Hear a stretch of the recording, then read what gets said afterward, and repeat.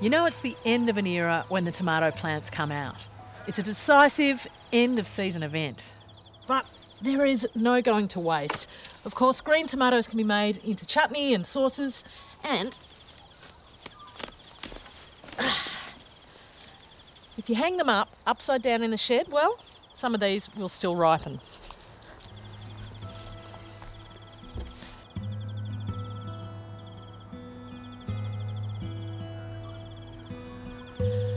But the end of one season isn't the end of anything. It's actually the beginning. Today, I'm going to plant one of my absolute favourite backyard crops. And of course, it is the queen of the Alliums. It's garlic. Hey, Squiddy. And this is really one of the best things you can grow yourself. For 10 or 15 bucks of good quality bulbs, you can grow hundreds of dollars worth of your own garlic. I reckon you should all get some in the ground. Come on, you two. Anytime from about mid-March to the end of May is perfect for planting garlic in lots of southern Australia. And, you know, old wisdom told us that you plant it on the shortest day of the year in June and harvest on the longest. But that is northern hemisphere advice. Earlier is better and you'll get a much better crop. Prepping a bed for garlic is pretty textbook. You want well-drained soil, so of course you need lots of organic matter. I'm adding a good layer of compost as a top dressing. And there are a few important tips. You need to keep the bed weed-free because alliums are wusses when it comes to competition. At this point though, it is important to avoid using any fresh manures or really high nitrogen fertilizers because they can cause those bulbs to rot in the ground before they take off, and also they encourage really sappy growth, which the aphids love.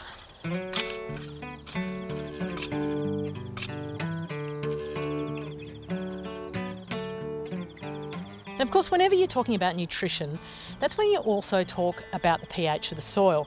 I've tested the soil and it's neutral, which is perfect. But anything below about 6.5, I'd add a dusting of dolomite lime. This has sweetened the soil and ensure they have access to the nutrients they need. Now it's time to plant. Break the bulbs apart and pick out the biggest and happiest looking cloves. Chuck out anything that is bruised, damaged or rotten. It's important not to do this too early, so do it just before you're ready to plant. And I'm taking a bit of care with it, making sure that as I snap them off, they've all got a little piece of this base plate attached to the bottom because that's where the roots come from. And these smaller bulbs, they're not going to go to waste. I'm going to show you a little trick to use them up later. Now you can whack them straight into the ground, but I found it's really effective to soak them in water overnight. It gets them growing very quickly. You can see those roots are already starting to emerge. There's a little bit of fish emulsion in here too. And that means that those plants are out of the ground much more quickly, which means there's a much smaller chance that any of them will rot.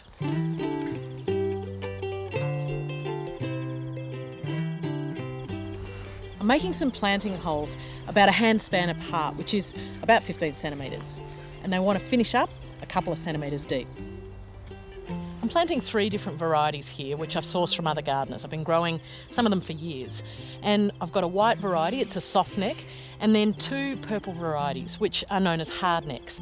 Now they produce a fantastic long flower spike, which persists. That's the hard neck when they dry them out.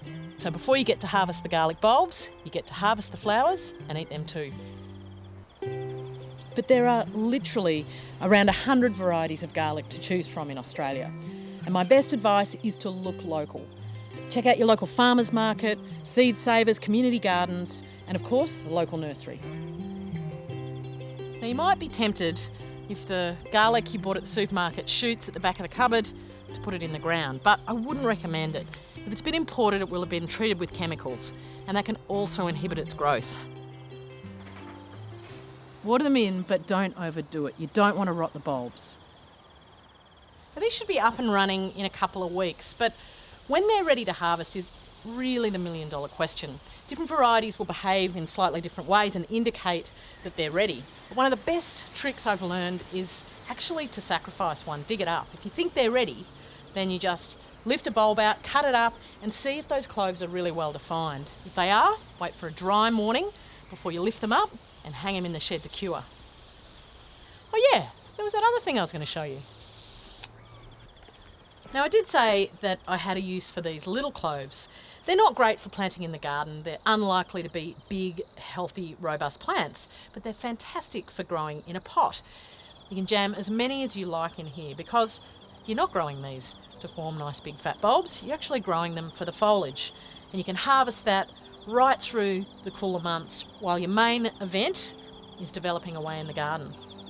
And I think that really this is all you've got room for. Well, it's actually a great way to get a bit of garlic flavour in the garden. Why don't you give it a go?